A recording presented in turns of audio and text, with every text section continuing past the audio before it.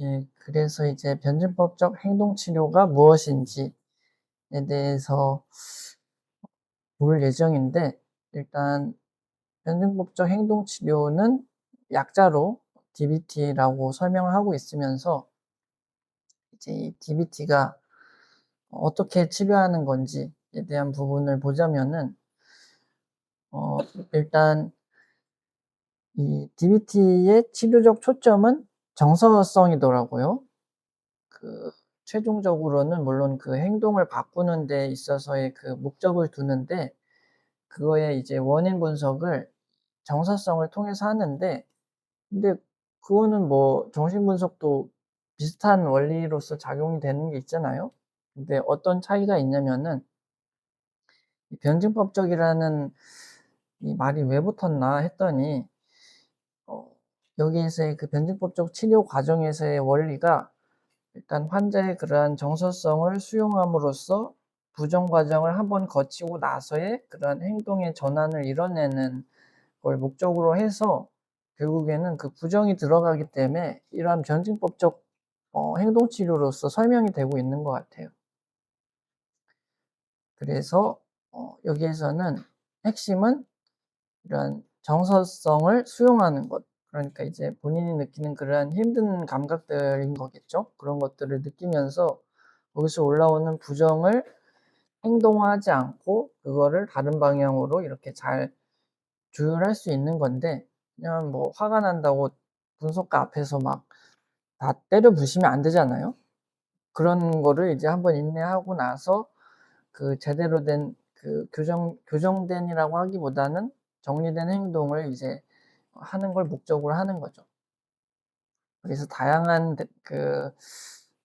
대상들한테 치료가 된다고 하고 있는데, 여기에서 제가 정리한 거는, 그래서 이 변증법적 행동 치료가 무엇인지, 그리고 거기에서는 어떠한 그러한 과정들, 개념들을 이제 짚어가고 있는지를 살펴봤는데, 어 아까 이제 어떤 선생님께서 말씀해 주셨던 것처럼 마음 모음의 과정이 있고, 그다음에는 정서 조절, 그다음에는 의미 창출, 최종적으로는 행동 전략이 있다고 볼 수 있을 것 같습니다.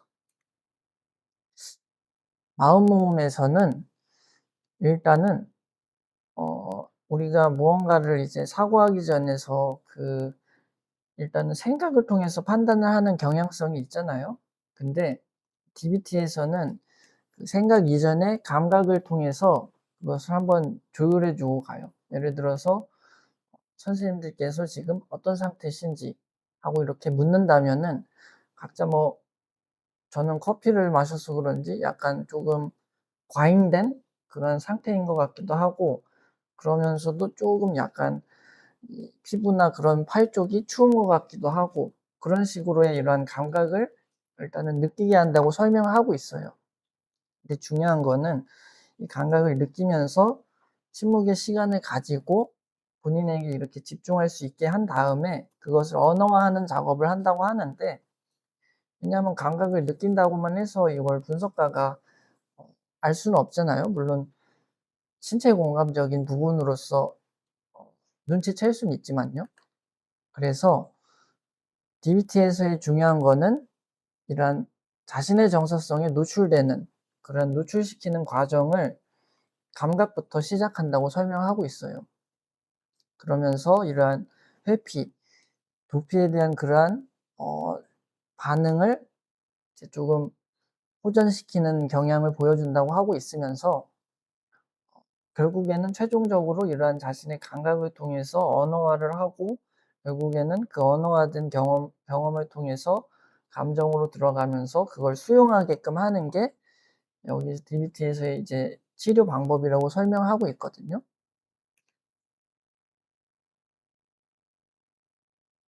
그래서 여기에서 이제 리네안 박사가 설명하는 게, 이 마음모음 워크샵에서 모든 것이 있어야 할 그 자체의 모습대로 존재한다는 원칙이라는 게, 말 그대로 앞선 그러한 그 감각적 수용, 정서적 수용을 설명하는 거였는데, 사실 이 한마디로 이 트라우마라든가 그러한 고통스러운 경험을 수용하는 과정은 당연히 이제 그러한 부정적 과정이 일어나게 되잖아요. 근데 그 과정에서 그걸 수용함으로써 변화를 이끌어내는 그러한 걸 설명하면서 결국에는 어 여기에서는 그걸 설명하는 거예요. 수용하기까지의 그러한 과정을 겪는 거에 있어서의 그러한 부정들을 설명하는 거라서 어 변화가 수용을 통해서 이루어진다는 것.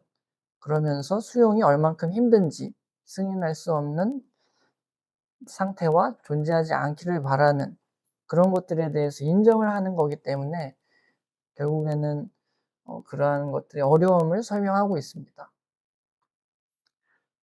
그래서 여기서 마음먹음에 대한 결국의 설명은 슬플 때에도 경험의 주의를 유지하고 기쁠 때에도 경험의 주의를 유지하는 훌륭한 실험이다. 즉 내 감각의 상태가 내 감정의 상태가 그러한 기쁨의 상태 혹은 부정의 상태에 있는 여지를 이제 나누지 않고 있는 그대로를 그냥 받아들이는 거라고 설명하면서 여기서 이제 치료자가 가지는 핵심적인 그 태도는 목적을 갖지 않는다는 거에 있더라고요. 근데 정신분석적 그러한 치료에 있어서도 내담자에게 있어서의 핵심적인 거는 목적성을 갖지 않는 그런 것이 있잖아요. 흔히 이제 다른 개념으로는 텅 빈 기표에 대해서 설명을 하기도 했었던 것 같은데 그러한 거를 여기에 이 DBT 치료에서도 진행을 하고 있다라고 설명하고 있습니다. 그래서 요거는 사례인데요. 환자가 이 질문을 받아요. "지금 어떻게 느껴지시냐?" 라고 설명을 하는데 근육이 땡기고 몸이 경직되고 그리고 전체가 다 뻣뻣해서 결국에는 "몸이 무겁고 숨쉬기가 어렵다." 그렇게 하자 이제 DBT 치료자가 그걸 알아차리는 건 좋은 거고 좀 더 그 감각에 대해서 깊게 들어가 봐라 라고 설명을 하고 있습니다. 그래서 결국에는 무엇을 감지하고 무엇을 느끼는지에 대해서 설명하는데 꽉 조이는 것에 대해서 그리고 이 가슴 중앙에서 허파 사이에서 조이는 것 같다는 그런 그 세부적인 사항까지도 설명을 하고 있거든요. 근데 그걸 계속 설명하면서 결국에는 그러한 느낌들이 잦아드는 것까지도 얘기를 해 주고 있어요. 그래서 여기서의 그러한 설명적 사례는 이런 감각을 처음에는 이 환자가 느끼기 힘들어했는데 그걸 천천히 느끼면서 조율해 가면서 결국에는 이런 완화되는 사례를 설명을 해 주고 있습니다. 근데 이제 감각을 느꼈다면은 우리가 그러한 그 감각에 대한 상태에만 놓여져 있는 게 아니라 거기서 더 나아가야 되잖아요. 분석을 해 봐야 되는 건데 이러한 분석된 감정들은 어떻게 읽어내느냐 하는 게 이제 정서 조절에서 이루어지는 과정이라고 설명하면서 정서 조절에 대한 설명은 이제 개인이 어떤 정서를 가지고 있고 언제 그 정서를 가지게 되었는지 그리고 어떻게 그 정서를 표현하는지에 대한 그러한 과정들을 설명하는 거라고 하는데 결국에는 정서 조절은 환자 스스로의 감정을 더 이해하는 데 포커스가 맞춰져 있다고 설명하고 있어요. 그래서 그러한 예를 들어서 이런 부정적인 정서성이 올라옴으로써 주체할 수 없을 때 어떻게 잘 대처할 수 있는 심리 기술을 갖춰낼 수 있는지 그런 것들을 만들어 주도록 하는 그러한 과정으로서 설명을 하고 있거든요. 근데 여기서 중요한 거는 그래서 이런 긍정적인 경험들을 증가시켜 주는 그러한 그 인지행동적인 목표를 같이 공유하고 있다고 설명을 하고 있어요. 왜냐하면 부정 경험들로만 그렇게 매달려 있는 상태에서는 치료가 진행되기 힘들잖아요. 근데 여기서 한 가지 그 위험성을 설명하고 있는 게 이런 환자들은 긍정 경험의 상태에 머물러서 그것을 치료적 목적으로서 더 나은 행동으로 개선됐으면 좋겠지만 그게 아니라는 거예요. 내가 이러한 긍정 경험의 상태가 언제 끝날지 모른다는 그러한 공포에 오히려 빠져 있다고 설명을 하더라고요. 그래 가지고 결국에는 이러한 부정적인 경험에 대해서의 마음모험을 하지 않도록 훈련되어 있다는 게 이 습관화되어 있는 거예요. 이러한 경험들에 대해서 내가 배제하고 긍정 경험을 유지하는 거에 대한, 그리고 아까 말했듯이 그러한 그 부정 경험 자체도 그러한 상태로서의 그대로의 그 인정을 이어나가는 게 안 된다는 우를 설명하는 건데, 그래서 여기서 설명하는 이러한 단기적, 장기적 목표들에 대한 부분들로서 조율을 해 주고 있는 게, 단기적 목표는 일상적이고 작은 그러한 긍정적 경험들을 증가시킴으로써 결국에는 장기적으로는 외부 환경에서 자극을 받아 좀 더 즐거운 경험을 하도록, 총체적으로 결국에는 이러한 긍정적 경험들이 삶의 일환이 되도록 하는 목적성을 갖고 있다고 설명하면서, 어 결국 이제 분석가라고 해야겠죠. 여기서 DBT 치료자는 이 대상이 어떠한 그러한 부정성들을 통해서 긍정적 경험을 못 이뤄내고 있는지, 그런 것들에 대한 것들을 잘 파악해야 된다고 설명을 하고 있습니다. 그리고 그걸 느끼는 그것 자체가 결국 여기에서의 그러한 치료의 그 막힘이 아니라 오히려 진전이라고 설명하고 있거든요, 부정성을 느끼는 게. 왜냐하면은 그걸 느낌으로써 어쨌든 행동의 변화가 요구되면서 결국 이 어 환자에게 있어서는 최종적으로 변화를 일으키게 되는 자극이 된다라고 설명하고 있고, 이거는 어 거기에 따른 이제 대책이라고 보시면 될 것 같아요. 중요한 거는 "활동에 주의 집중해라."라고 하고 있고, 이런 정서성에 매몰되는 것보다도 활동에 참여하는 것, 그것에 대한 부분을 설명하고 있는데, 사실 이제 그 치료적 맥락에 있어서 정서성에 포커스를 두지만 결국에는 이 활동에다가 맥락을 또 다시금 두는 게, 어떻게 보면은 그 우울증 환자 같은 경우에는 그러한 정서성에 이제 함뿍 빠져 있잖아요. 근데 그런 것들을 결국에 개선하기 위해서는 이 환경이 가져다 주는 기능이 상당히 큰 것 같더라고요. 저 같은 경우에도 운동을 한다든가 분석을 받는다든가 그런 것들을 하지 않은 상태에 놓여 있는 거랑, 그걸 하면서 있는 상태에 놓여 있는 그 정서적 역치가 다르다고 해야 될까요? 그런 것들이 상당히 이제 다르게, 이제 같은 사건을 마주하더라도 다르게 반응이 되는데, 그런 것처럼 설명하고 있고, 전부 중요한 여기서 설명하는 건 "현재의 순간에 머물러라." 라는 그러한 공통된 사항들을 설명하고 있어요. 과거에 의미를 두지 말고 너무 미래적 걱정에도 그러한 우를 두지 말고 현재에서 이렇게 그대로 느끼는 게 DBT 치료에서의 핵심을 설명하는 것 같고, 그러면서 그러한 정서성을 알았다면은 이제 더 나아가야 할 거는 그거에 따른 의미를 생성하는 거겠죠. 근데 의미는 결국에는 선생님들마다 다 가지시는 가치가 다른 것처럼 다 다르다고 설명을 하고 있거든요. 그래서 이제 뭐 제가 선생님들께 그러한 의미를 새기라고 강요할 수 있는 것도 아니고, 혹은 선생님들이 저한테 그렇게 할 수도 없는 거라고 설명을 하면서, 중요한 거는 어 이제 결정, 전념, 신념, 연습을 통해서 의미를 만들 수 있다. 결국 의미는 어디서 주어지는 게 아니라 창조되는 것이다. 라고 설명을 하면서, 근데 여기서 이제 중요한 거는 그러한 것들이 무의미해지는 그 포인트들을 설명해 주는 건데, 여기선 두 가지 요인을 설명해 주고 있어요. 우리의 감정이 우리의 통제 너머에 있다는 가정. 그러니까 내가 제어할 수 없는 그러한 환경적 요건과 외부적 대상에 의해서 내가 결국에는 이렇게 만들어졌다는 불가피한 상태에 놓여 있는 가정과 더불어서 초자연적인 그러한 가정들, 그러니까 통제 불가능한 상태에 놓여 있다고 여기는 거겠죠. 그것들이 이제 결국에는 이런 무력함을 만들어낸다고 설명하는데, 그래서 중요한 거는 이러한 자기와 의미 있는 것들 간의 관계를 활성화하는 연습이 꼭 필요하다고 설명하고 있어요. 그래서 이러한 의미 창출의 연합어로 어 specific,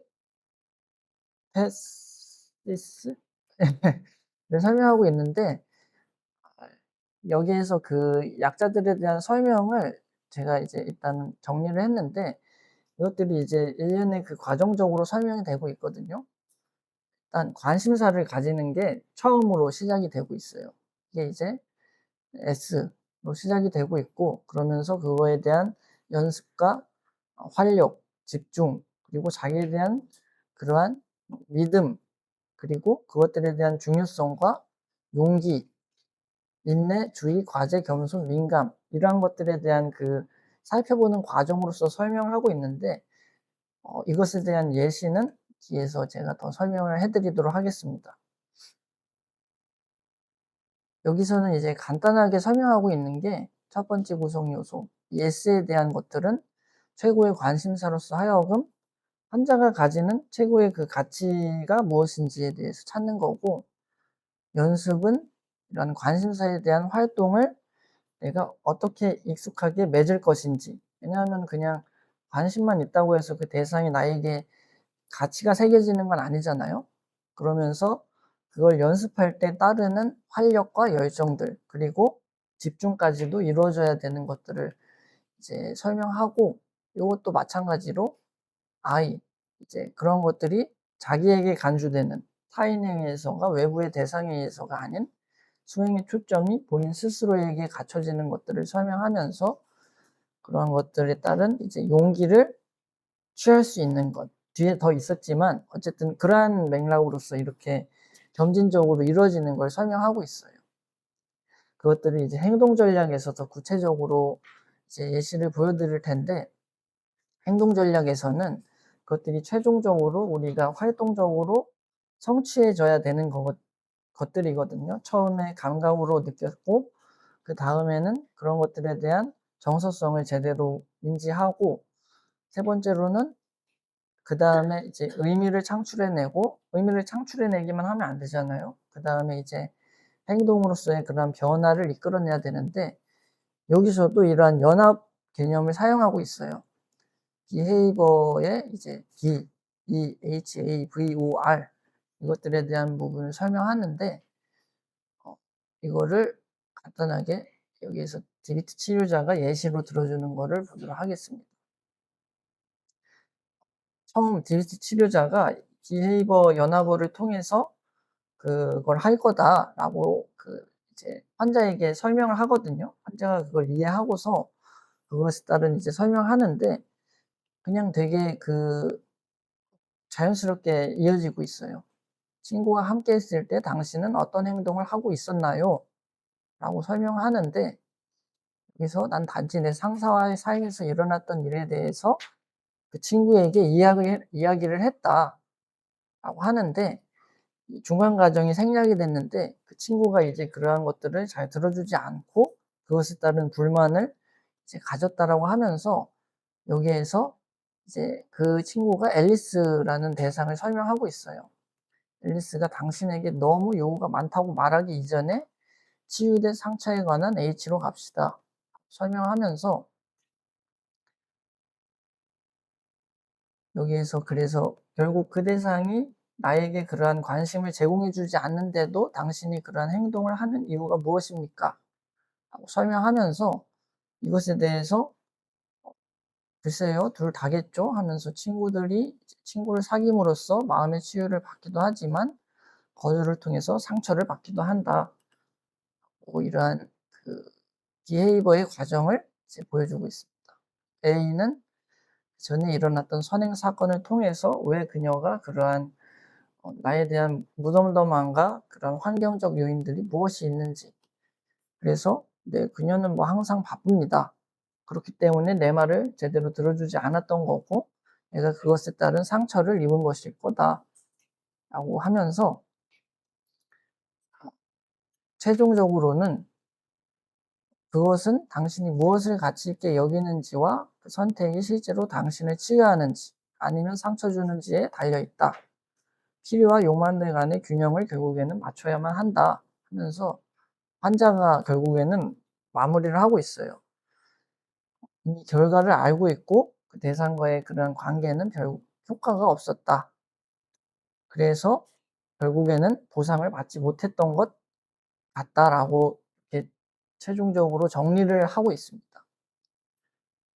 그래서 결론으로 들어갔을 때 환자가 그러한 도피와 회피 전략을 사용하지 않고 감정을 견딜 준비가 되어 있을 때 DBT 치료자는 이러한 마치 그러한 문제들이 완전히 해결되어서 근심이 없는 그러한 상태에 놓이는 것을 설명하기보다도 본인이 그러한 압력에 의해서 그러한 정서적 급박감에 의해서 선택하는 것이 아닌 이러한 의식적인 기술들을 체득함으로써 본인이 그러한 근거를 통해서 행동을 조율할 수 있는 방법을 제공해 주는 것이라고 설명을 하고 있습니다.